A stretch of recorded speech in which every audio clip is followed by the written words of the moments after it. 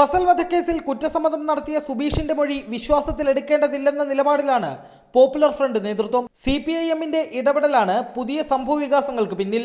മർദ്ദിച്ച് കുറ്റം സമ്മതിപ്പിച്ചു എന്നതുൾപ്പെടെയുള്ള ആരോപണങ്ങൾ തള്ളിക്കളയാനാകില്ല.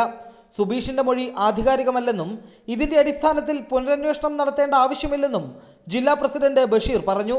ഇപ്പോൾ തൃപ്തമാണ്. അത് വിഷയം എന്താ വെച്ച് കഴിഞ്ഞാൽ ഇന്ന് ഇന്ത്യയിൽ ഏറ്റവും ഒരു പ്രധാനപ്പെട്ട ഒരു അന്വേഷണ ഏജൻസി എന്ന് പറയുന്നത് ഏറ്റവും മുകളിൽ നിൽക്കുന്ന CBI ആണ്. ആ CBIയുടെ കയ്യിലാണ് ഇപ്പോൾ അന്വേഷണം ഉള്ളത്.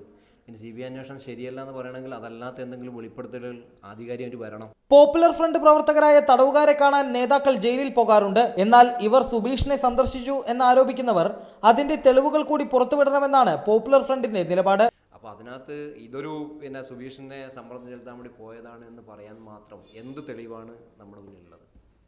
അതാണല്ലോ വിഷയം.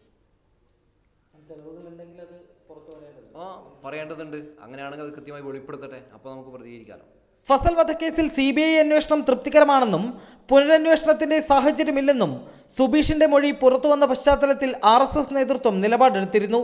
ഇതിനു പിന്നാലെയാണ് സമാന നിലപാടുമായി പോപ്പുലർ ഫ്രണ്ടും രംഗത്തെത്തിയിരിക്കുന്നത്. യദു നാരായണൻ, റിപ്പോർട്ടർ, കണ്ണൂർ.